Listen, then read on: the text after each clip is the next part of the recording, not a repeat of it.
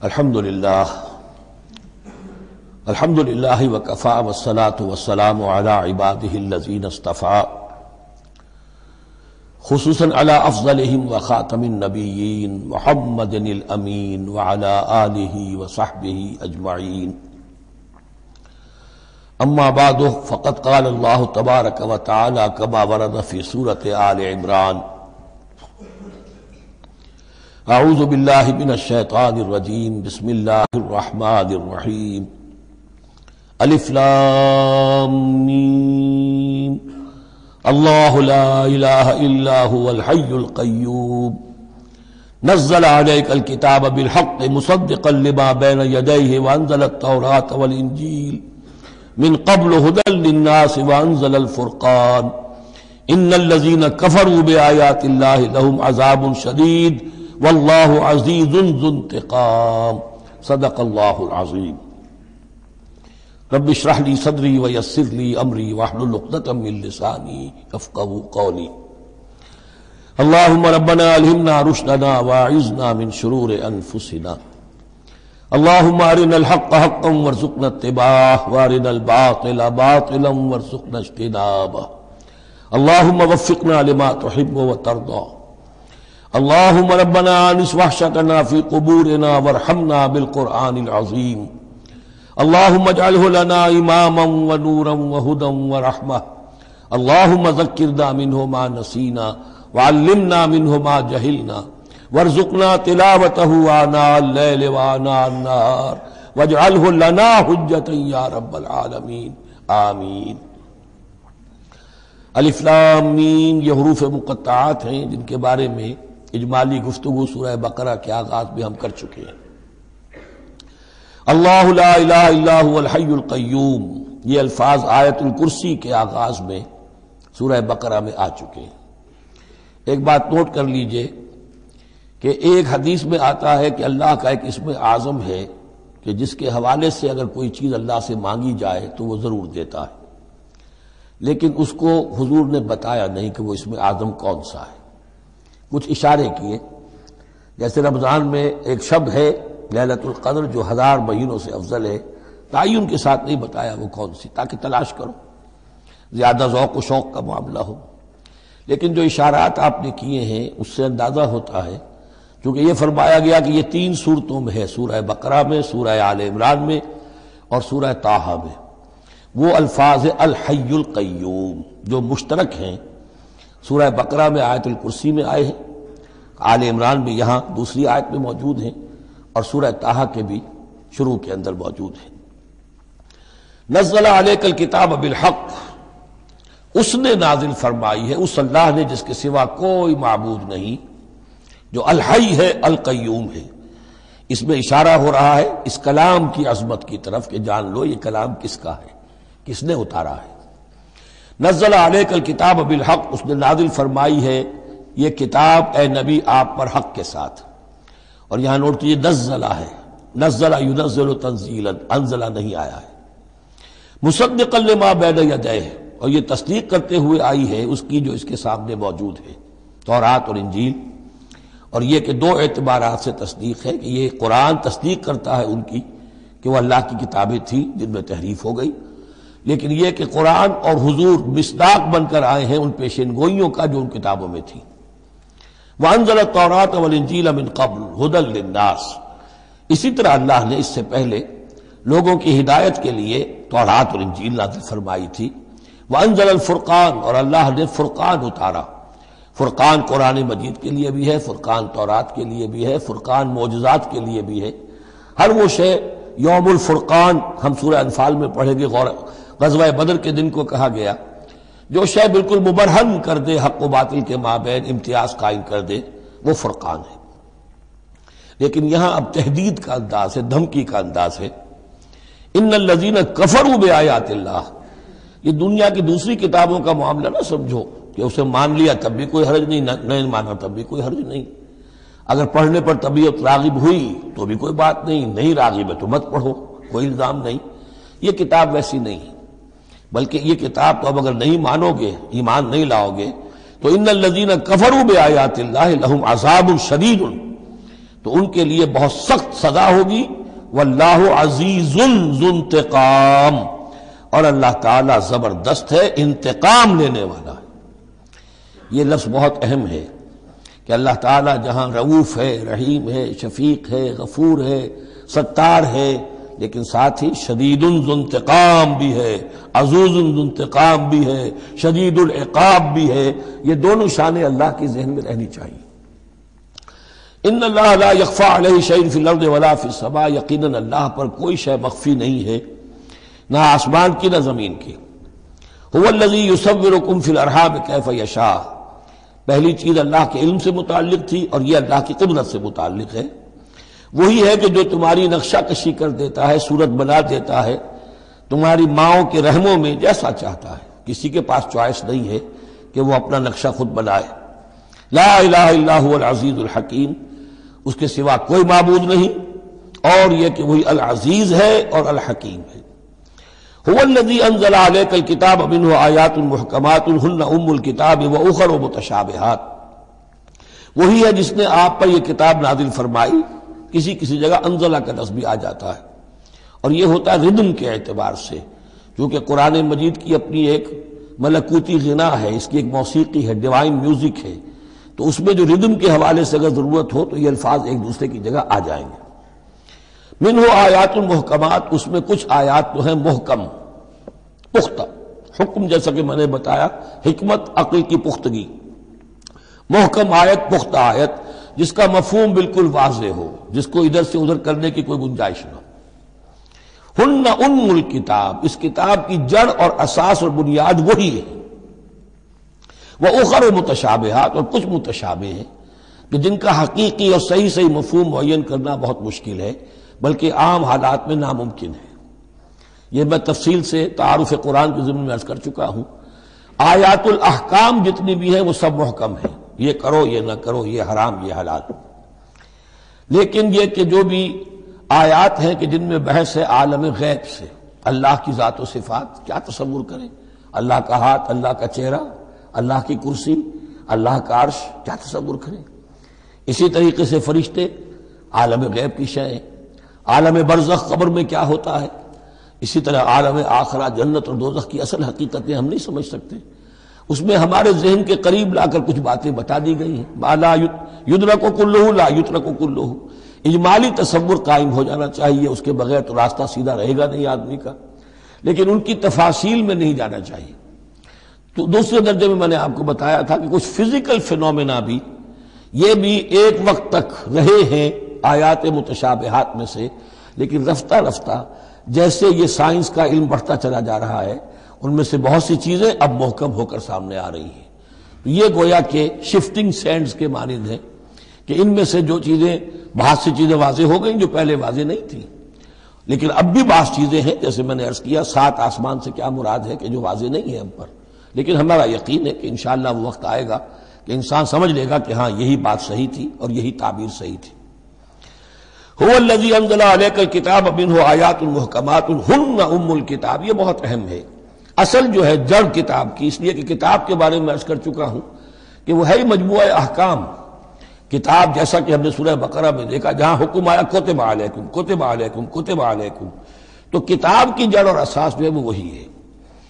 وَأُخَرُ مُتَشَابِهَاتٌ فَأَمَّا الَّذِينَ فِي قُلُوبِهِمْ زَيْغٌ، تو وہ لوگ جن کے دلوں میں کجی ہوتی ہے. اب وہ یہ ہے کہ وہ کوئی خاص بات نئی نکالنی ہے تاکہ اپنی ذہانت و فطانت کا جو ہے ڈنکا بجوایا جا سکے، یا کوئی اور فساد پیدا کرنا ہے، کوئی فتنہ پیدا کرنا ہے. ذہن ٹیڑھا ہو چکا ہے، اب اس ٹیڑھے ذہن کے لیے کوئی دلیل چاہیے قرآن سے. اب وہ متشابہات کے چکر میں لگیں گے، ان کے پیچھے پڑیں گے کہ کسی کے مفہوم کو میں اپنے من پسند مفہوم کی طرف موڑ سکوں.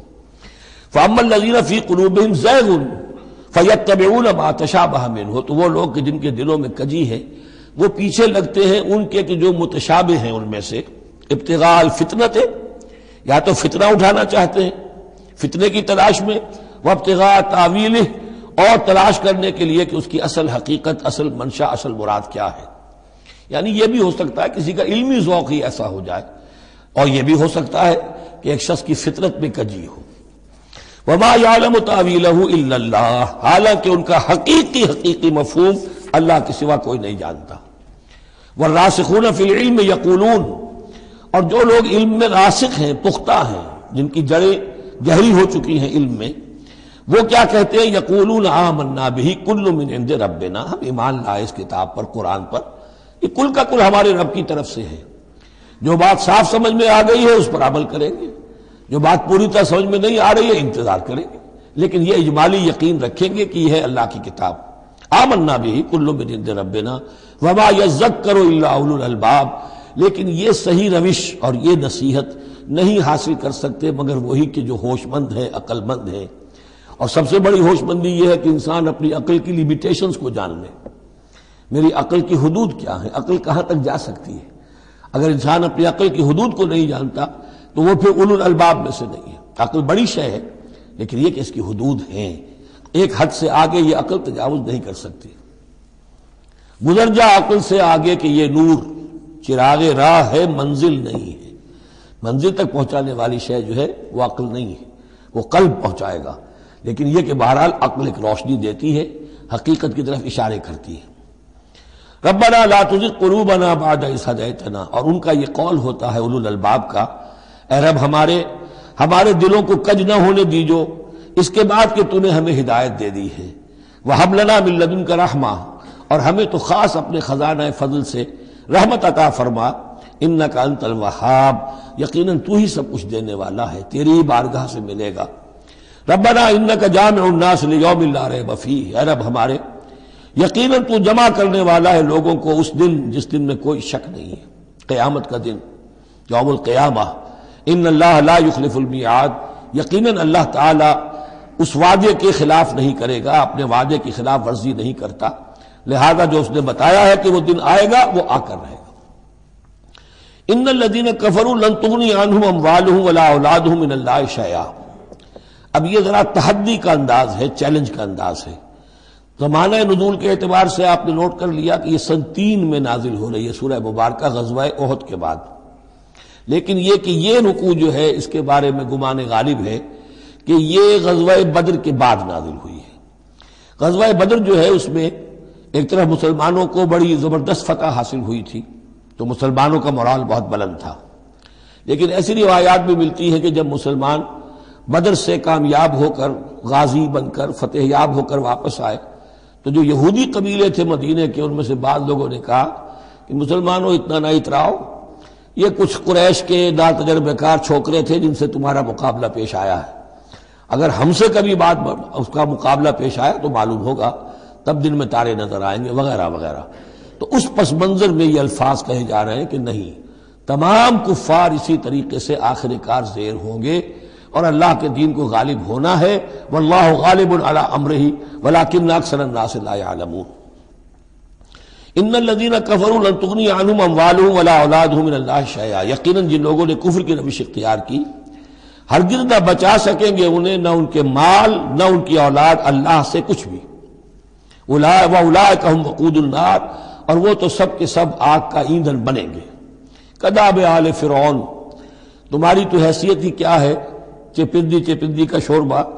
آل فرعون کا معاملہ یاد کرو، ان کے ساتھ کیا ہوا تھا، شہنشاہ اور بڑے لاؤ لشکر والا، وفرعون ذی الاوتاد، کداب آل فرعون والذین من قبلہم، اور اسی پر کیا اس سے پہلے ثمود اور عاد جیسی قومیں زبردست جو ہیں اسی جزیرہ نما عرب میں رہی ہیں، کذبوا بآیاتنا، انہوں نے بھی ہماری آیات کو جھٹلایا تھا، فاخذہم اللہ بذنوبہم، تو اللہ نے پکڑا ان کو ان گناہوں کی پاداش میں، واللہ شدید العقاب، اور اللہ سزا دینے میں بہت سخت ہے۔ قل للذین کفروا، اے نبی کہہ دیجئے ان لوگوں سے جو کفر کی روش اختیار کر رہے ہیں، ستغلبون وتحشرون الی جہنم، تم سب کے سب مغلوب ہو کر رہو گے، دنیا میں مغلوب ہوگے اور پھر جہنم کی طرف گھیر کر لے جائے جاؤ گے، وبئس المہاد، اور وہ بہت برا ٹھکانہ ہے۔ قد کان لکم آیۃ فی فئتین التقطا، تمہارے لیے ایک نشانی آ چکی ہے ان دو گروہوں میں جو آپس میں جنہوں نے جنگ کی، یعنی بدر کی جنگ ہوئی، اس میں ایک طرف مسلمان تھے ایک طرف مشرکین مکہ تھے، تمہارے لیے نشانی موجود ہے۔ قد کان لکم آیۃ فی فئتین التقطا، فئۃ تقاتل فی سبیل اللہ، اس میں سے ایک جماعت وہ تھی، ایک گروہ وہ تھا جو اللہ کی راہ میں جنگ کر رہا تھا، وأخری کافرۃ، اور دوسرا گروہ جو ہے وہ کافر تھا. یرونہم مثلیہم رأی العین، وہ دیکھ رہے تھے اپنی آنکھوں سے کہ ان سے دگنے ہیں. اب اس کے کئی معنی کیے گئے ہیں. ایک یہ بھی ہے کہ مسلمانوں کو تو کھلم کھلا نظر آ رہا تھا کہ ہم سے دگنی فوج ہے، بلکہ 3 گنی تھی. بعض روایات میں ایسا بھی آتا ہے کہ اللہ تعالیٰ نے کفار پہ ایسا روب طاری کر دیا تھا غزوہ بدر میں کہ انہیں نظر ہی آ رہا تھا کہ مسلمان ہم سے دگنے ہیں. تو ایسا ہو جاتا ہے، انسان کی سماعت اور بصارت پر ایسا اثر ہو جائے. تو اللہ تعالیٰ نے یہ کیا، وہ بھی بعض روایات ہیں. واللہ یؤید بنصرہ من یشاء، اور اللہ تائید فرماتا ہے اپنی نصرت سے جس کی چاہتا ہے. ان فی ذلک لعبرۃ، اس میں یقیناً ایک عبرت ہے، سبق آموزی ہے.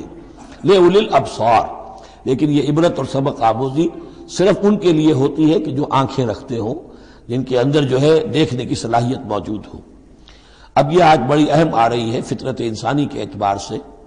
ظاہر بات ہے کہ چونکہ یہاں خاص طور پر میں نے عرض کیا تھا کہ یہود کی طرف ایک جو ہے وہ ایک روح سخن موجود ہے اہل کتاب کی طرف، اور اس واقعے کے اندر تو خاص طور پر جن لوگوں کے اندر کہ یہ دنیا کی محبت زیادہ شدید ہوتی ہے، تو اس کا ایک اثر بتا رہے ہیں کہ یہ واقعتاً اللہ نے فطرت انسانی میں رکھی ہے. اس لیے کہ یہ دنیا جو ہے اسے اللہ نے چلانا ہے، اس کی رونقیں رکھنی ہے جب تک اس کی مرضی ہے، قیامت تک تو اسے آباد رکھنا ہے. اولاد پیدا ہوگی تو دنیا قائم رہے گی، نسل چلے گی. مرد اور عورت کی ایک دوسرے کے ساتھ کشش ہوگی تو اولاد پیدا ہوگی. اور یہ تمام چیزیں جو ہیں، دولت کی کوئی طلب ہوگی تو آدمی محنت کرے گا، مشقت کرے گا، کمائے گا. تو اس لیے یہ چیزیں فطرت انسانی میں ہیں، یہ بیسک اینیمل انسٹنکٹس ہیں. بس ضرورت اس بات کی ہوتی ہے کہ ان انسٹنکٹس کو دبا کر رکھا جائے، اللہ کی محبت، اللہ کی شریعت کو اس سے بالا تر رکھا جائے. بس یہ نہیں ہے کہ ان کو ختم کر دیا جائے. سیلف اینیہیلیشن اسلام میں نہیں ہے، یہ رہبانیت ہے کہ اپنے نفس کو کچل دو، ختم کر دو. نہیں، سیلف کنٹرول، اپنے آپ کو کنٹرول میں رکھو. یہ منہ زور گھوڑا ہے نفس انسانی کا، لیکن جتنا طاقتور گھوڑا ہوگا اتنا ہی آپ کے لیے تیز دوڑنا جو ہے وہ آسان ہوگا. لیکن جتنا منہ زور اور طاقتور گھوڑا ہے اتنا ہی اسے قابو میں رکھنے کی ضرورت بھی ہے، ورنہ اگر اس کے رحم و کرم پر سوار آ گیا تو جہاں چاہے گا پٹخنی دے دے گا. تو اس اعتبار سے سیلف کنٹرول ہو، گھوڑا پورا قابو میں ہو. البتہ یہ ہے کہ سیلف کو، اپنے نفس کو، اس کو کچل ڈالنا، سیلف اینیہیلیشن، یہ اسلام میں نہیں. زین للناس حب الشہوات من النساء، مزین کر دی گئی ہے لوگوں کے لیے ایک تو محبت جو ہے، شہوت کی محبت خواتین کے بارے میں. اب دیکھیے یہاں بھی قرآن مجید گویا کہ ایک طرح سے تائید کر رہا ہے فرائڈ کی. اس کے نزدیک سب سے پورٹنٹ فیکٹر جو ہے، سب سے پورٹنٹ جو موٹیو ہے انسان کا، وہ سیکس ہے. اور یہاں بھی اللہ تعالیٰ نے سب سے پہلے اسی کا ذکر کیا ہے. اگرچہ میرے نزدیک ضروری نہیں ہے، اس لیے کہ دوسری جگہوں پر پیٹ جو ہے معاشی ضرورت یہ اس سے بھی سخت ہو جاتی ہے. لیکن یہ کہ واقعتاً یہ حضور نے بھی فرمایا ہے صلی اللہ علیہ وسلم، ما ترکت بعدی فتنۃ اضر علی الرجال من النساء، میرے بعد اب مردوں کے لیے عورتوں کے فتنے سے بڑا فتنہ اور کوئی نہیں ہے. ان کی محبت جو ہے وہ انسان کو کہاں سے کہاں لے جاتی ہے. بلعام بن باورا یہود کے اندر ایک بہت بڑا عالم اور فاضل شخص تھا، ایک عورت کے چکر میں آ کر اور وہ شیطان کا پیرو بن گیا. وہ قصہ آئے گا سورہ اعراف کے اندر. تو واقعہ یہ ہے، لیکن ایک فطرت کے اندر ہے تو صحیح، محبت تو ہے. زین للناس حب الشہوات من النساء والبنین، اور بیٹے انسان کو بہت پسند ہیں، بیٹے ہوں، اس کا نام چلتا رہے، بڑھاپے کا سہارا بنے. والقناطیر المقنطرۃ من الذهب والفضہ، اور یہ کہ خزانے ہوں جمع کیے ہوئے سونے کے اور چاندی کے. والخیل المسومۃ، اور گھوڑے ہوں بڑے نسل والے گھوڑے جو ہیں جن پر کے نشان لگے ہوئے ہوتے، پیڈگری ہوتی ہے ان کی. والانعام، اور مویشی ہوں، مال جو ہے پنجاب میں اور سرائکی کے علاقے میں مال کہتے ہی جانوروں کو ہے، ان حیوانات کو ہے مال مویشی. والانعام والحرث، اور کھیتی. ذالک متاع الحیات الدنیا، بس جو نقطہ اعتدال ہے وہ یہ ہے کہ جان لو یہ ساری چیزیں اس دنیا کی زندگی کا ساز و سامان ہے. اس زندگی کے لیے ضروریات کی حد تک ان سے فائدہ اٹھانا، اس میں کوئی بری بات نہیں. لیکن واللہ عندہ حسن المآب، لیکن اللہ کے پاس ہے اچھا لوٹنا. وہ جو ہے جو اللہ کے پاس ہے اس کے مقابلے میں یہ کچھ بھی نہیں. اگر یہ ایمان بالآخرہ ہے تو پھر تو انسان ان تمام چیزوں کو، اپنے تمام جذبات و میلانات کو ایک حد کے اندر رکھے گا، اس سے آگے نہیں آنے دے گا۔ لیکن اگر ان میں سے کوئی ایک شے بھی اتنی زوردار ہو گئی اس کی محبت کہ آپ کے دل کے اوپر اس کا قبضہ ہو گیا تو بس آپ گئے، اب وہی ند ہے، وہی اب آپ کا معبود ہے، چاہے وہ دولت ہو چاہے وہ کوئی اور شے ہو، وہ اب آپ کا معبود بن جائے گی۔ قُلْ أَنَبِّئُكُمْ بِخَيْرٍ مِّن ذَلِكُمْ، ان سے کہیے کہ کیا میں تمہیں بتاؤں کہ ان تمام چیزوں سے بہتر شے کون سی ہے؟ لِلَّذِينَ اتَّقَوْا عِندَ رَبِّهِمْ جَنَّاتٌ تَجْرِي مِن تَحْتِهَا الْأَنْهَارُ خَالِدِينَ فِيهَا، وہ لوگ کہ جو اپنے رب کا تقوی اختیار کرتے رہے۔ تقوی یہی ہے کہ اپنے نفس کا بھی حق ہے دو، اِنَّ لِنَفْسِكَ عَلَيْكَ حَقًّا، لیکن ناجائز راستے سے نہیں۔ تمہارے پیٹ کا بھی حق ہے، اس کا ادا کرو، لیکن عقل حلال سے۔ تمہاری اولاد کا تم پر حق ہے، اِنَّ لِنَفْسِكَ عَلَيْكَ حَقًّا وَإِنَّ لِزَوْجِكَ عَلَيْكَ حَقًّا وَإِنَّ لِزَوْرِكَ عَلَيْكَ حَقًّا، تمہارے ملاقاتی آتے ہیں ان کا بھی تم پر حق ہے، وہ حقوق ادا کرو، لیکن اللہ سے اوپر کسی حق کو فائق نہ کر دینا، بس یہ ہے اصل بات۔ اگر تو یہ اگر حفظ مراتب نہ کنی زندگی، اگر یہ حفظ مراتب نہیں ہوگا تو گویا کہ اب آپ گئے، دین اور دنیا سب گئی۔ تو للذین اتقوا عند ربہم جنات، ان کے لیے ایسے باغات ہیں تجری من تحتہا الانہار، جن کے دامن میں ندیاں بہتی ہوں گی، خالدین فیہا، اس میں وہ ہمیشہ رہیں گے، وازواج مطہرۃ، اور بڑی ہی پاک عورتیں ہوں گی، ورضوان من اللہ، اور اللہ کی رضوان ہوگی، اللہ کی رضا ہوگی جو سب سے بڑی شے ہے، واللہ بصیر بالعباد، اور یقیناً اللہ تعالیٰ اپنے بندوں کو دیکھ رہا ہے۔ الذین، وہ کون سے بندے ہیں اس کے خاص؟ الذین یقولون ربنا اننا آمنا، جو یہ کہتے رہتے ہیں پروردگار ہم ایمان لے آئے، فاغفر لنا، بس ہمیں بخش دے، ذنوبنا، ہمارے گناہ، وقنا عذاب النار، اور ہمیں آگ کے عذاب سے بچائیو۔ اب ان کی بدہ میں الفاظ استعمال ہو رہے ہیں، یہ کون لوگ ہیں جو یہ دعا کرتے ہیں، ان کے یہ اوصاف ہیں، اور اس میں گویا کہ تلقین ہے، اگر اللہ سے یہ دعا کرنا چاہتے ہو کہ اللہ تمہیں تمہارے گناہ بخش دے اور تمہیں جہنم کے عذاب سے بچائے، تو یہ اوصاف اپنے اندر پیدا کرو۔ الصابرین والصادقین والقانتین والمنفقین والمستغفرین بالاسحار، صبر کرنے والے اور راست باز، راست بازی میں راست گوئی بھی ہے، راست کردار بھی ہے، عمل بھی آپ کا صحیح صحت پر ہو، درستی پر ہو، اور قول بھی صحیح اور درست ہو۔ والقانتین، فرما بردار، والمنفقین، اللہ کی راہ میں خرچ کرنے والے، والمستغفرین بالاسحار، اور جو جس کو آپ کہتے ہیں small hours of the morning, وہ جو سحر کا وقت ہے، سحری کا وقت ہے، اس میں استغفار کرنے والے۔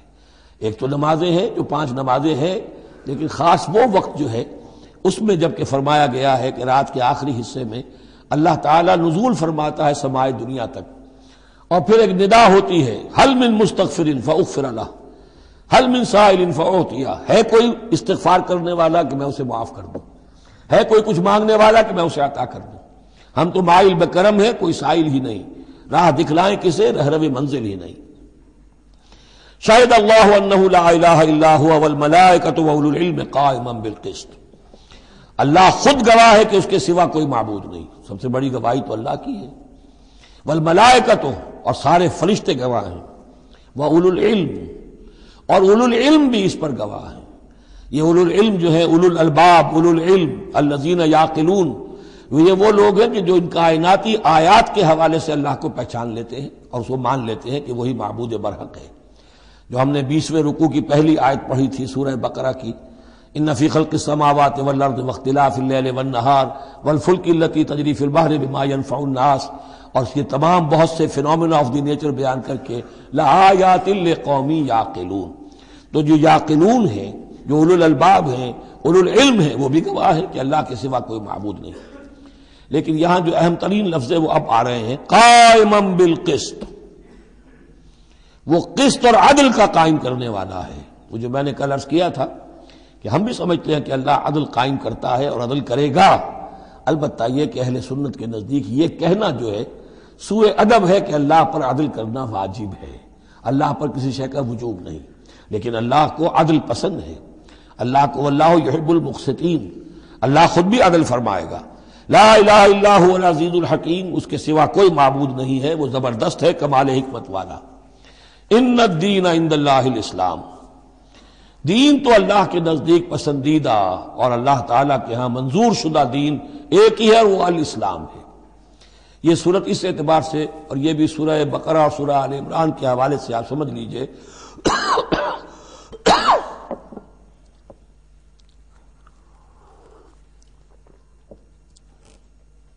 سورہ بقرہ میں ایمان پر زیادہ زور ہے۔ آمن الرسول بما انزل الیہ من ربہ، ایمانیات، شروع میں بھی ایمانیات، درمیان میں آیا بر میں ایمانیات۔ اس سورہ مبارکہ میں اسلام پر زیادہ زور ہے۔ اب ان دونوں میں بھی ایک نسبت ہے خاص، جس کو بے تفصیل میں جانے کا موقع نہیں ہے۔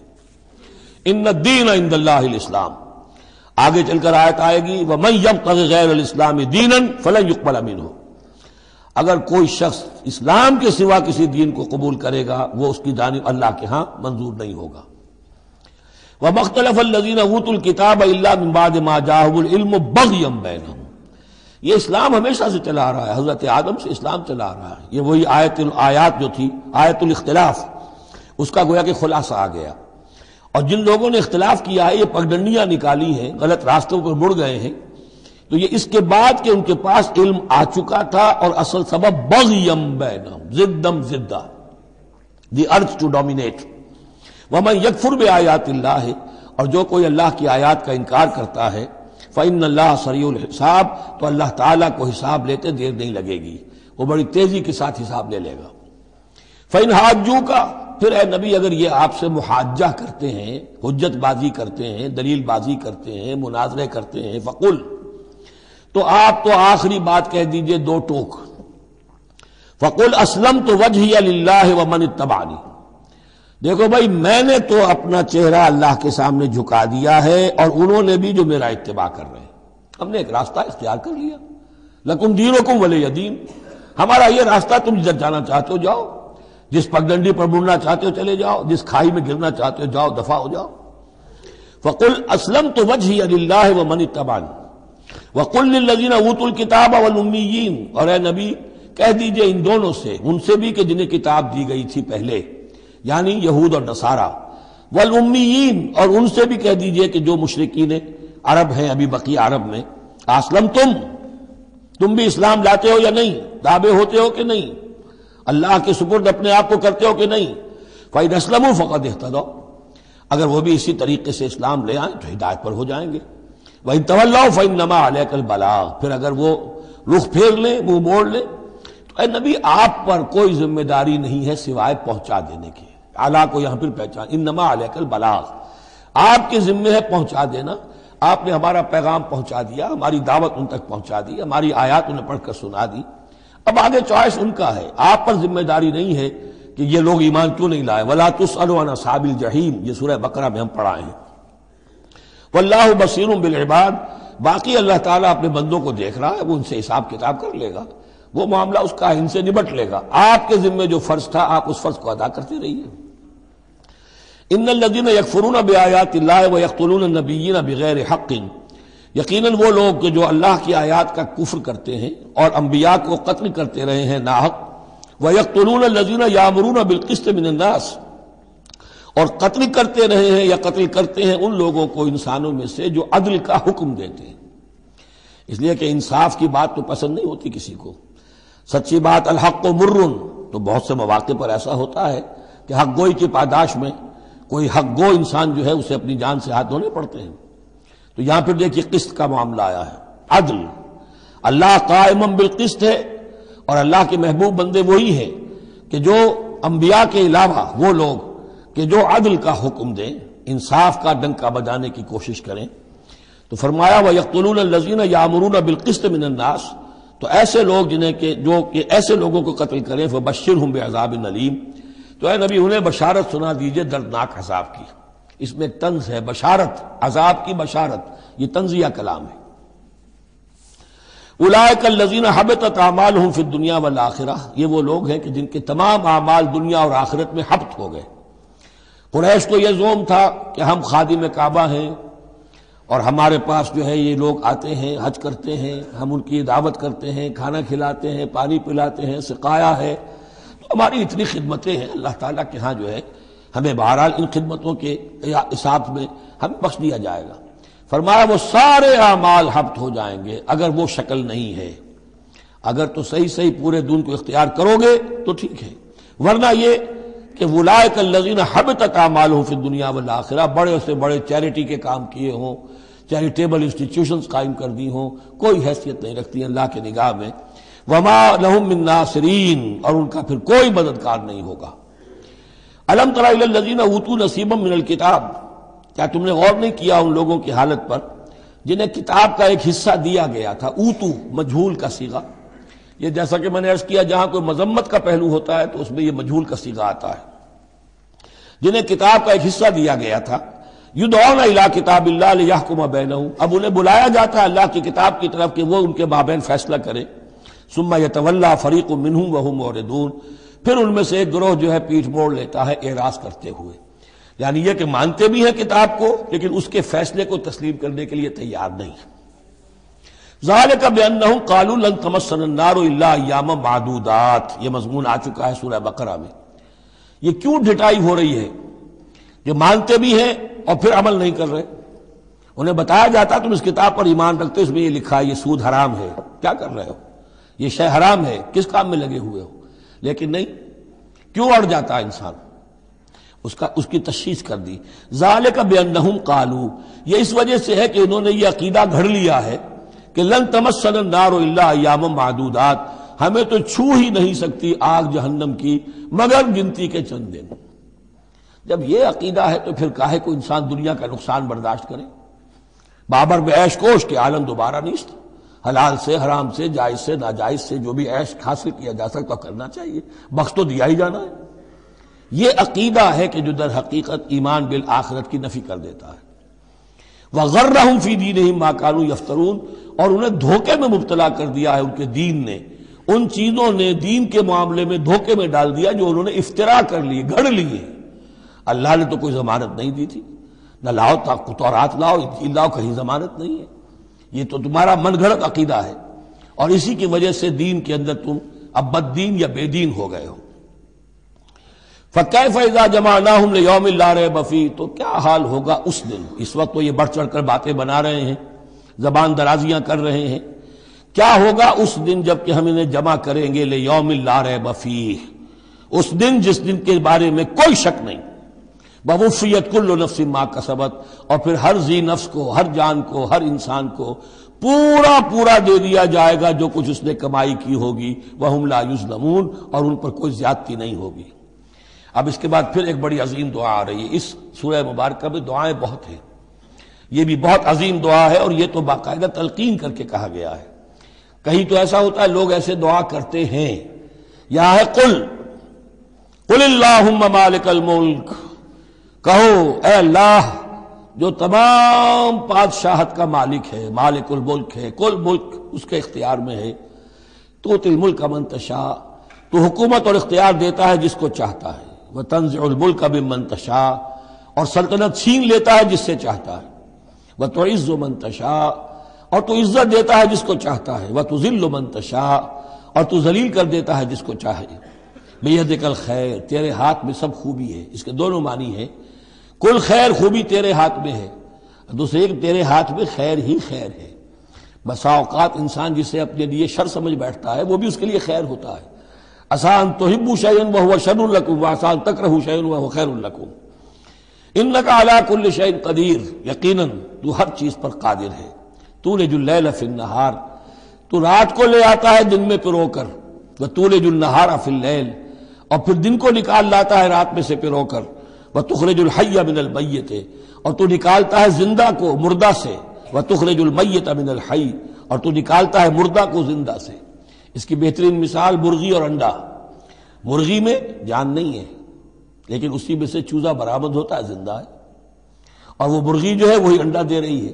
تو گویا کہ اللہ تعالیٰ کے ہاں وہ چیز چل رہی ہے. تخرج الحی من المیت وتخرج المیت من الحی وترزق من تشاء بغیر حساب، اور تو دیتا ہے جس کو چاہتا ہے بے حد و حساب.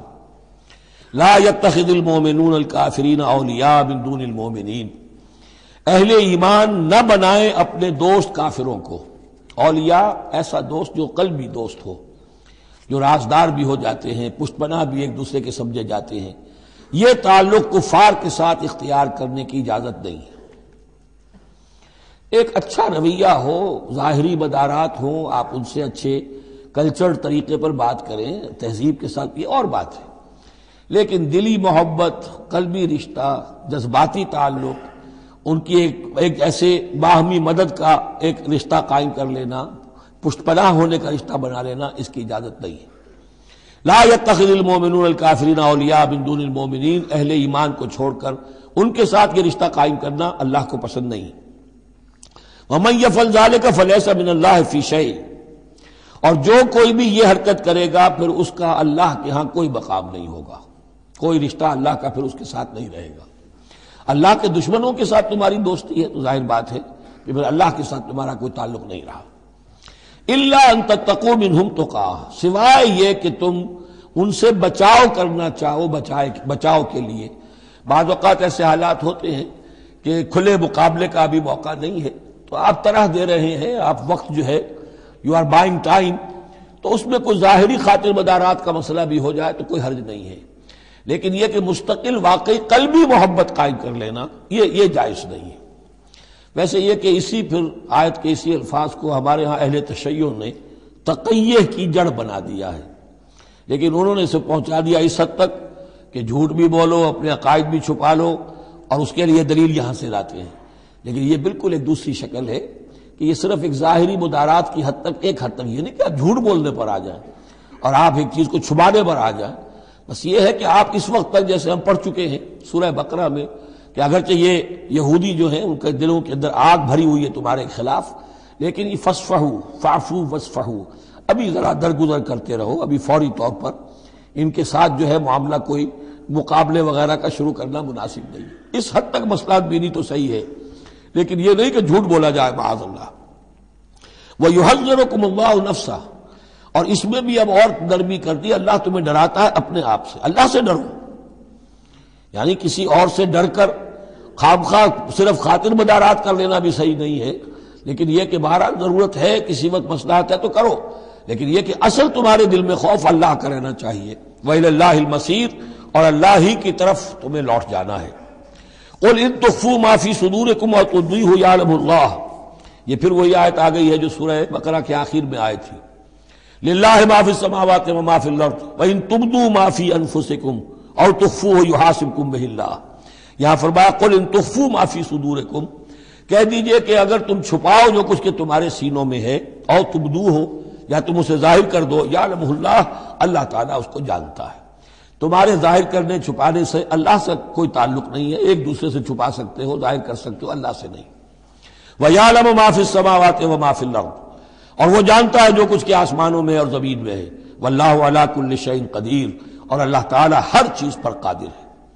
یوم تجد کل نفس ما عملت من خیر محضرا، اس دن کا تصور کرو جس دن ہر جان، ہر نفس موجود پائے گا، حاضر کیا ہوا پائے گا ہر وہ عمل جو اس نے کیا ہوگا۔ فمن یعمل مثقال ذرۃ خیرا یرہ ومن یعمل مثقال ذرۃ شرا یرہ، یوم تجد کل نفس ما عملت من خیر محضرا وما عملت من سوء، جو نیکی کی ہوگی اسے بھی موجود پائے گا، اور جو بدی کمائی ہوگی وہ بھی موجود پائے گا۔ تود لو ان بینہا و بینہ امدا بعیدا، اور ہر جان یہ چاہے گی، ہر انسان یہ چاہے گا کہ کاش میرے اور میرے اعمال نامے کے درمیان بڑا فاصلہ آ جائے، میں اسے دیکھوں بھی نہ، میری نگاہ بھی اس پر نہ پڑے۔ وَيُحَذِّرُكُمُ اللَّهُ نَفْسَهُ، اور اللہ ڈرا رہا ہے تمہیں اپنے آپ سے، یعنی تقویٰ رکھنا ہے تو اس کا کرو، ڈرنا ہے تو اس سے ڈرو، خوف کھانا ہے تو اس سے کھاؤ۔ وَاللَّهُ رَءُوفٌ بِالْعِبَادِ، اور اللہ تعالیٰ اپنے بندوں کے حق میں بہت شفیق ہے، یعنی یہ وارننگ سے اسی لیے دے رہا ہے کہ تمہاری عاقبت برباد نہ ہو، بار بار سمجھا رہا ہے۔ قُلْ إِن كُنتُمْ تُحِبُّونَ اللَّهَ، یہ آیت بہت معروف بھی ہے، مسلمانوں کو پسند بھی ہے۔ ہمارے ہاں جو وعظ ہوتے ہیں، تقاریر ہوتی ہیں، تو اس کے اندر بہت کثرت سے کوٹ ہوتی ہے، قُلْ إِن كُنتُمْ تُحِبُّونَ اللَّهَ فَاتَّبِعُونِي يُحْبِبْكُمُ اللَّهُ، اے نبی کہہ دیجئے کہ اگر تم لوگ چاہتے ہو کہ اللہ سے محبت کرو، اگر تم اللہ سے محبت کرتے ہو، فَاتَّبِعُونِي، تو میری پیروی کرو، میرا اتباع کرو۔ یحببکم اللہ، اللہ تم سے محبت کرے گا۔ وَيَغْفِرْ لَكُمْ ذُنُوبَكُمْ، اور تمہارے گناہ بخش دے گا، وَاللَّهُ غَفُورٌ رَحِيمٌ، اور اللہ غفور الرحیم ہے۔ قُلْ اطیعوا اللہ والرسول، کہہ دیجئے اطاعت کرو اللہ کی اور اس کے رسول کی، فَإِن تَوَلَّوْا فَإِنَّ اللَّهَ لَا يُحِبُّ الْكَافِرِينَ، اور اگر وہ پیٹھ موڑ لیں تو اللہ کو ایسے کافر پسند نہیں ہے۔ یہ دو آیتیں اس اعتبار سے بڑی اہم ہیں کہ اس میں رسول کے لیے دو الفاظ آئے ہیں، اطاعت اور اتباع۔ اطاعت اگر نہیں ہے تو کفر ہو گیا۔ اطاعت تو لازم ہے، لیکن اطاعت کس چیز میں ہوتی ہے؟ جو حکم دیا ہے یہ کرو، آپ کو کرنا ہے۔ اتباع اس سے اوپر کی شے ہے، انسان خود تلاش کرے حضور کیا کرتے تھے، اور چاہے آپ نے نہیں فرمایا کہ یہ کرو لیکن آپ ان کی پیروی کر رہے ہیں، یہ گویا کہ دائرہ وسیع ہو گیا۔ جس سے محبت ہوتی ہے اس کا انسان جو ہے اس کی ہر طرح سے اس کے ساتھ ایک مناسبت پیدا کرنا چاہتا ہے، کیسا لباس اس کا ہے ویسا ہی لباس اپنا بنائے، کیا چیزیں اس کو پسند ہیں کھانے میں وہی چیزیں خود بھی کھائے اور پسند کرے۔ تو یہ چیزیں جس کا حکم نہیں ہے، جیسے کہ ایک صحابی کا واقعہ آتا ہے کہ وہ ایک مرتبہ آئے اور انہوں نے اس وقت یہ دیکھا، ایک ہی مرتبہ آئے ہوں گے کہیں باہر سے بدو صحابی، کہ حضور کے کرتے کے بٹن لگے ہوئے نہیں تھے۔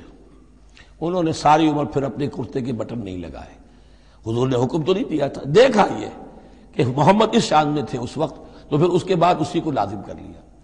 اس اتباع میں یہ بات بھی آ جائے گی کہ اگرچہ دین کے کچھ تقاضے ایسے ہیں کہ جس درجے میں محمد الرسول اللہ صلی اللہ علیہ وسلم نے ان کو پورا کیا، اس درجے میں پورا کرنا کسی انسان کے بس میں نہیں ہے، پھر بھی اس کی کوشش کرتے رہنا یہ اتباع کا تقاضا ہے۔ مثلا حضور نے کوئی مکان نہیں بنایا، حضور نے کوئی جائیداد نہیں بنائی، حضور نے جیسے ہی وحی کا آغاز ہوا کوئی دنیاوی کام نہیں کیا، کوئی تجارت نہیں کی، ایک ایک لمحہ اپنی توانائی کی ایک ایک رمق وہ لگا دی کس کام کے لیے؟ اللہ کے دین کی دعوت اور اللہ کے دین کی اقامت، اس کو قائم کرنے کے لیے۔ اب سب کے لیے تو اس مقام تک تو پہنچنا مشکل ہے، لیکن یہ کہ آئیڈیل یہ رہے، اسی کی طرف انسان چلنے کی کوشش کرتا رہے، میکسیمم جتنا بھی اپنا وقت فارغ کرے، اپنے وسائل فارغ کرے اور لگائے اس کام کے اندر، تو اتباع کا جو ہے کم سے کم تقاضا اس وقت پورا ہوگا۔ ہاں جو حکم دے دیا گیا یہ حلال ہے، یہ حرام ہے، یہ فرض ہے، یہ واجب ہے، اس کا تو اگر معاملہ اس کی پیروی نہیں ہو رہی تو پھر تو وہ کفر ہے۔ لیکن اتباع اگر آپ کر رہے ہیں تو اتباع جو ہے وہ پھر اللہ کا محبوب بن جانا ہے۔ اگر تم اللہ سے محبت کرتے ہو تو میرا اتباع کرو، میری پیروی کرو، دیکھو میں کیا کر رہا ہوں، میرے کیا شب و روز ہیں، کن کاموں میں میری توانائیاں لگ رہی ہیں، کیا دلچسپیاں ہیں میری دنیا کے اندر، ان چیزوں کے اندر تم میری پیروی کرو۔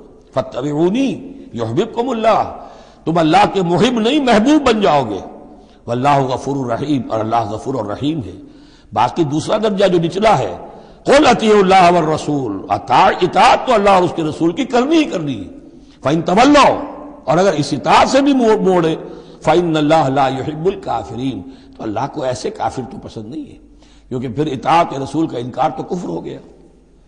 یہاں وہ پہلا حصہ جو ہے نصف اول کا ثلث اول، یعنی نصف اول جو ہے سورہ مبارکہ کا، میں نے عرض کیا تھا کہ اس میں پہلی آیات 32 ہیں، جنرل ہیں، تمہیدی ہیں، دین کے بڑے جو گہرے اصول ہیں وہ ہیں، دعائیں تلقین کی گئی ہیں، محکمات اور متشابہات کا فرق واضح کیا گیا ہے۔ لیکن اب دوسرے حصے میں سارا خطاب جو ہے وہ براہ راست عیسائیوں سے ہے، اور انہیں بتانا یہ ہے کہ حضرت عیسیٰ کو جو تم نے معبود بنا لیا، یا تو تثلیث کی شکل دے دی ٹرینٹی، یا گاڈ انکارنیٹ بنا دیا۔ تثلیثیں بھی دو طرح کی رہی ہیں، اللہ بھی اور مریم بھی اور عیسیٰ بھی، اور دوسری تثلیث جو ہے جو اب دنیا میں عام ہے وہ ہے اللہ اور روح القدس اور حضرت عیسیٰ۔ تو یہ جو تثلیثیں تم نے ایجاد کر لی ان کی کوئی بنیاد نہیں ہے، یہ تمہاری کج روی ہے، تم نے غلط شکل اختیار کی ہے۔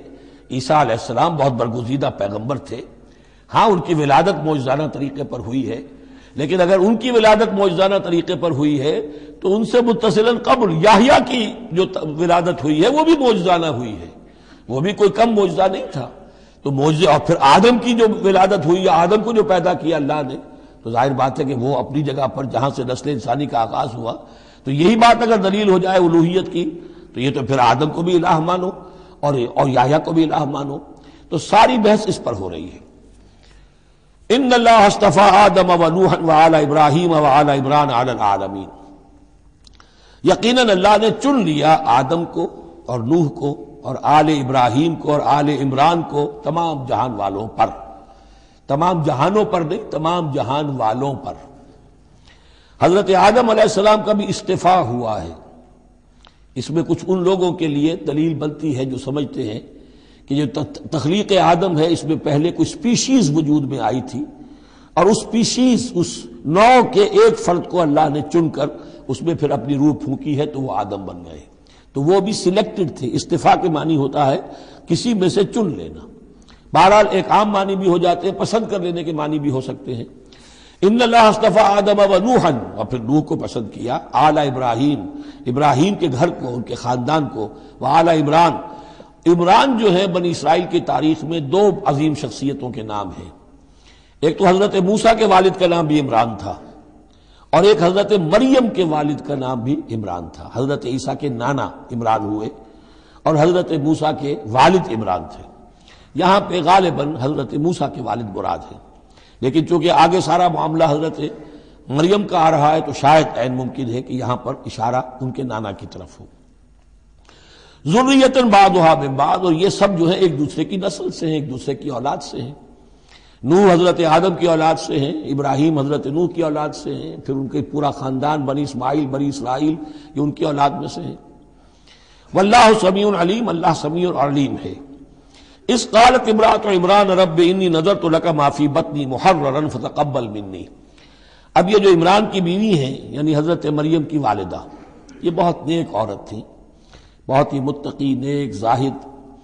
ان کو حمل ہوا تو انہوں نے پروردگار سے ایک منت مانی، نظر مانی، رب انی نذرت لک ما فی بطنی، جو میرے پیٹ میں جو بھی بچہ اے اللہ تو پیدا فرما رہا ہے میں تیری ہی نظر کرتی ہوں، یعنی دنیاوی کوئی ذمہ داریوں کا بوجھ اس پر نہیں ہم ڈالیں گے، اور ہیکل کی خدمت کے لیے، دین کی خدمت کے لیے، تورات کی خدمت کے لیے اس کو وقف کر دیں گے، ہم اپنا بھی کوئی بوجھ ان پر نہیں ڈالیں گے، اس توقع میں کہ اللہ بیٹا عطا کرے گا۔ محررن کے مطلب ہے اسے آزاد کر دیں گے، تحریر آزاد کر دینا، حر سے، کہ کوئی ذمہ داری اس پر نہیں ہوگی، اسے ہم خالص کر دیں گے تیرے دین کی خدمت کے لیے اور ہیکل کی خدمت کے لیے۔ فتقبل منی، تو اے اللہ میری اس نظر کو تو قبول فرما لے، شرف قبول عطا فرما۔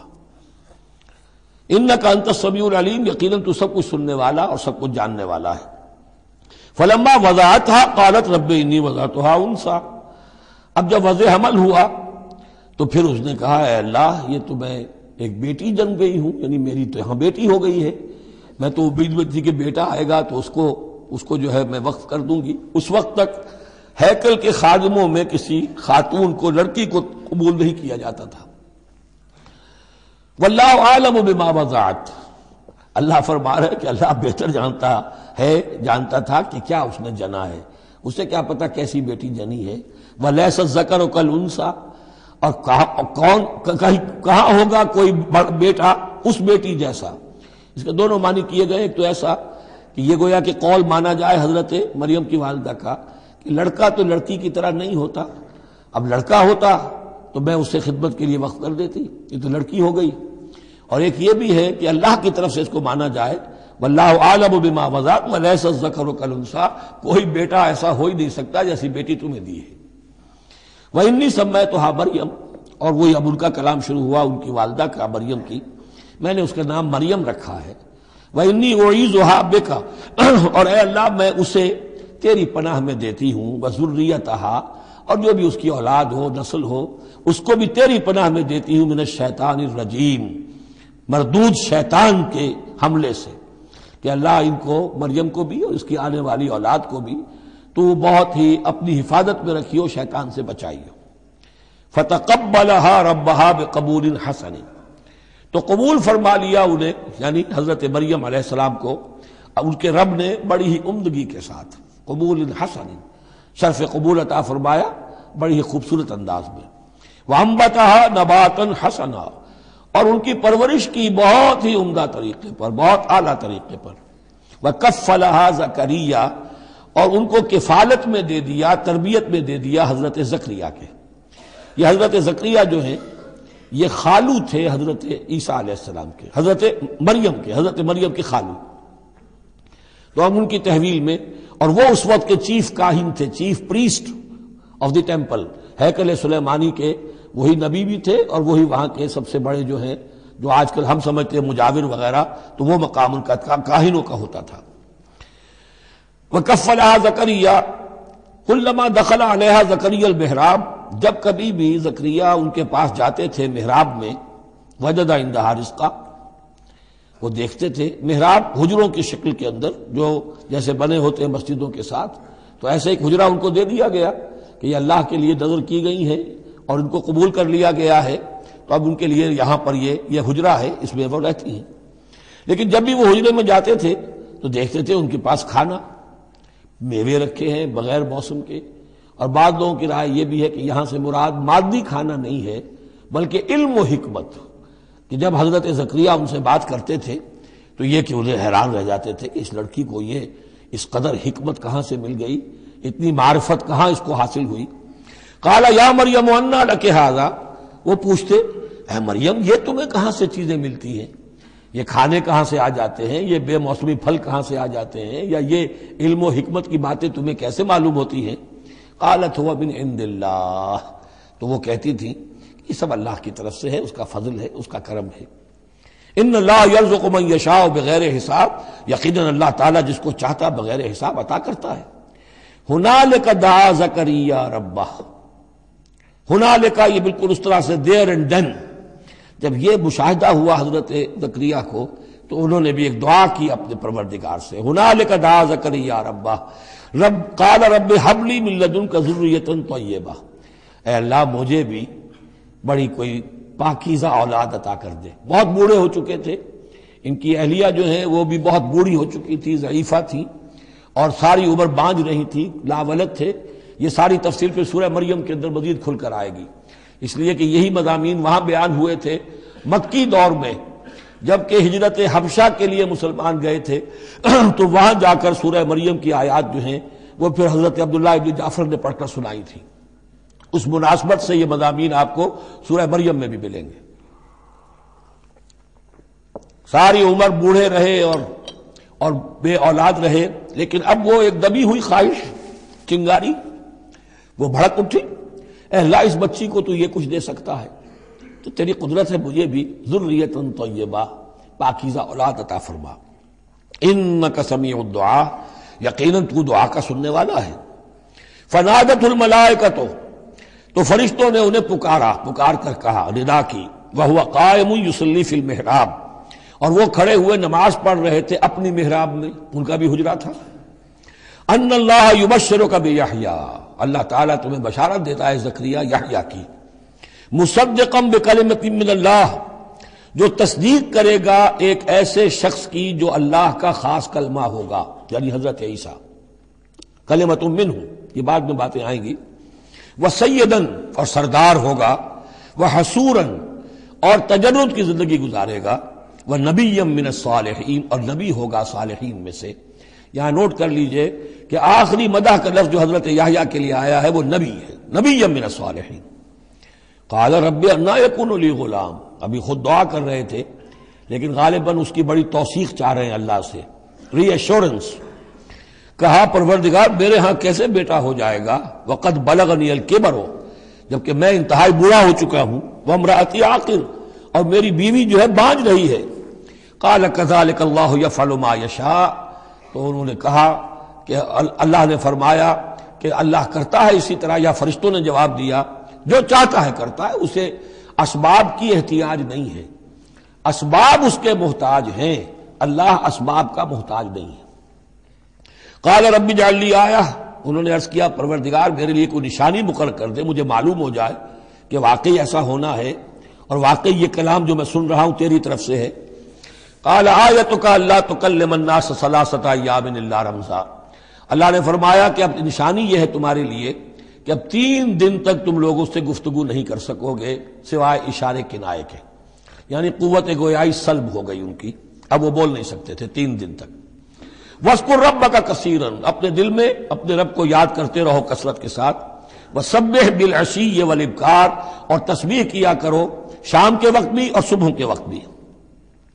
وَإِذْ قَالَتِ الْمَلَائِكَةُ يَا مَرْيَمُ إِنَّ اللَّهَ اصْطَفَاكِ۔ اب دیکھیے یہ حضرت زکریا اور حضرت یحییٰ کا قصہ آ گیا کہ بانجھ بوڑھی عورت کے بطن سے شدید ضعیفی کی عمر میں حضرت زکریا کو اللہ نے یحییٰ جیسا بیٹا دے دیا، تو کیا یہ عام قانون کے مطابق ہے؟ یہ بھی تو معجزہ تھا۔ اسی طریقے سے اس سے ذرا بڑھ کر ایک معجزہ ہے کہ جو حضرت مسیح کا ہے کہ وہاں باپ کا معاملہ نہیں ہے۔ فرمایا وَإِذْ قَالَتِ الْمَلَائِكَةُ يَا مَرْيَمُ، اور یاد کرو جب کہ کہا فرشتوں نے اے مریم، إِنَّ اللَّهَ اصْطَفَاكِ وَطَهَّرَكِ وَاصْطَفَاكِ عَلَى نِسَاءِ الْعَالَمِينَ، یقیناً اللہ نے تمہیں چن لیا ہے اور تمہیں خوب پاک کر دیا ہے اور تمہیں چن لیا ہے تمام جہان کی خواتین پر۔ یا مریم اقنتی لربک، اے مریم اب اپنے رب کی فرما برداری کرتی رہو، واسجدی اور سجدہ کیا کرو، ورکعی مع الراکعین اور جھکنے والوں کے ساتھ جھکتی رہا کرو، نماز باجماعت کے اندر شریک ہو جایا کرو۔ ذالک من انباء الغیب نوحی الیک، اور یہ غیب کی خبروں میں سے ہے جو اے محمد ہم آپ کو وحی کر رہے ہیں۔ وما کنت لدیہم، آپ تو ان کے پاس موجود نہیں تھے، اذ یلقون اقلامہم ایہم یکفل مریم، جبکہ وہ اپنے قلم پھینک رہے تھے یہ طے کرنے کے لیے کہ ان میں سے کون ہوگا کہ جو مریم کا کفیل ہوگا، کس کی تربیت میں زیر نگرانی، یعنی اور بھی وہاں پریسٹ تھے، کاہن اور بھی تھے، ان سب میں سے ہر ایک چاہتا تھا کہ یہ بچی جو ہے میری تحویل میں ہو، میں تربیت کروں، جسے اللہ کے نام پر جو ہے اس طرح وقف کر دیا گیا ہے۔ لیکن یہ کہ جب وہ اس طریقے سے اپنے قلم پھینک کر کچھ جیسے ہوتا ہے کوئی ذائچہ نکالنا یا کسی طرح کا معاملہ تو طے کر رہے تھے، اس میں اللہ نے حضرت زکریا کا نام نکال دیا تھا۔ تو اے نبی اس وقت تو آپ تو وہاں نہیں تھے، وما کنت لدیہم یختصمون، اور نہ آپ اس وقت تھے جبکہ وہ آپس میں جھگڑ رہے تھے۔ اذ قالت الملائکۃ یا مریم ان اللہ یبشرک بکلمۃ من، اب یاد کرو جب کہ کہا فرشتوں نے اللہ سے، کہ فرشتوں نے مریم سے کہ یقیناً اللہ تعالیٰ تمہیں بشارت دے رہا ہے ایک ایسی ہستی کی جو خاص کلمہ ہوگا اس کی جانب سے، اسمہ المسیح عیسی ابن مریم، اس کا نام ہوگا المسیح عیسیٰ مریم کا بیٹا، وجیہا فی الدنیا والآخرہ، باعزت ہوگا، مرتبے والا ہوگا دنیا میں بھی اور آخرت میں بھی، ومن المقربین، اور بہت ہی اللہ کے مقربین بارگاہ میں سے ہوگا، بہت مقرب، وَيُكَلِّمُ النَّاسُ فِي الْمَهْدِ وَكَهْلًا، اور وہ لوگوں سے گفتگو کرے گا گود میں بھی اور پوری عمر کا ہو کر بھی۔ کہولت 40 برس کے بعد آتی ہے، اور حضرت مسیح اٹھا لیے گئے، رفع سماوی ہوا 33 برس کی عمر میں، گویا کہ اس آیت کا تقاضا ابھی پورا نہیں ہوا ہے، اور اس سے اندازہ کر لیجیے اس کے کہنے کی ضرورت کیا تھی، پوری عمر کو پہنچ کر تو سبھی بولتے ہیں، اس کا اشارہ کیوں کیا گیا یہاں؟ اس لیے کہ ہمیں معلوم ہو جائے کہ حضرت مسیح پر ابھی موت واقع نہیں ہوئی ہے، بلکہ وہ واپس آئیں گے دنیا میں، دوبارہ اتریں گے، پھر ان کی وہ عمر بھی ہوگی، پھر وہ شادی بھی کریں گے، ان کی اولاد بھی ہوگی، اور ان کے ذریعے سے اللہ تعالیٰ یہ نظام خلافت علی منہاج النبوت کو پوری دنیا میں قائم کرے گا۔ وَيُكَلِّمُ النَّاسَ فِي الْمَهْدِ وَكَهْلًا، اور وہ گفتگو کرے گا لوگوں سے اپنے گود میں بھی، تمہاری گود میں بھی، پگھوڑے میں بھی، اور بڑی پوری عمر کا ہو کر بھی، وَمِنَ الصَّالِحِينَ، اور یقیناً وہ بھی بہت ہی ہمارے نیکوکار بندوں میں سے ہوگا۔ قالت رب انا یکون لی ولد، حضرت مریم سلام علیہا نے بھی وہی جو ہے بات واضح کی، اے اللہ میرے اولاد کیسے ہو جائے گی، ولم یمسسنی بشر، مجھے تو کسی مرد نے ہاتھ تک نہیں لگایا۔ قال کذالک اللہ یخلق ما یشاء، فرمایا اسی طرح اللہ تعالیٰ تخلیق فرماتا ہے جو چاہتا ہے، اس کو ضرورت نہیں ہے۔ ٹھیک ہے عام ولادت انسانوں کی اسی طرح ہوتی ہے، باپ کا بھی حصہ ہے، ماں کا بھی حصہ ہے، لیکن یہ کہ اللہ تعالیٰ کے لیے کسی بھی شے کی ضرورت نہیں ہے، وہ محتاج نہیں ہے ان اسباب اور وسائل و ذرائع کا، اور جو چاہے کرتا ہے۔ قال کذالک اللہ یخلق ما یشاء اذا قضى امرا فانما يقول له كن فيكون، وہ تو جب کسی شے کا فیصلہ کر لیتا ہے تو بس وہ کہتا ہے ہو جا اور وہ ہو جاتی ہے۔ وَيُعَلِّمُهُ الْكِتَابَ وَالْحِكْمَةَ، اور وہ اللہ تعالیٰ اسے سکھائے گا کتاب بھی اور حکمت بھی، وَالتَّوْرَاةَ وَالْإِنْجِيلَ، اور تورات بھی اور انجیل بھی، وَرَسُولًا إِلَىٰ بَنِي إِسْرَائِيل، اور وہ رسول بن کر آئیں گے اسرائیل کی طرف۔ اب یہ جو دو کنٹمپریریز ہیں ان کو نوٹ کر لیجئے کہ حضرت یحییٰ کے بارے میں نبیم من الصالحین پر آ کر بات ختم ہو گئی، اور حضرت عیسیٰ کے بارے میں رسولاً الی بنی اسرائیل، بنی اسرائیل کی طرف رسول ہو کر آئیں گے۔ حضرت یحییٰ صرف نبی تھے، اسی لیے وہ قتل بھی کر دیے گئے۔ حضرت عیسیٰ رسول تھے، رسول قتل نہیں ہو سکتے، اسی لیے ان کو زندہ آسمان پر اٹھا لیا گیا۔ یہ بہت اہم مضمون ہے کہ جو یہاں بھی آپ کو سمجھ لینا چاہیے۔ اس کے بعد ان کے بعد معجزات کا تذکرہ ہے، وہ انشاءاللہ اب اگلی نشست میں پڑھیں گے۔ بارک اللہ لی ولکم فی القرآن العظیم ونفعنی وإیاکم بالآیات والذکر الحکیم۔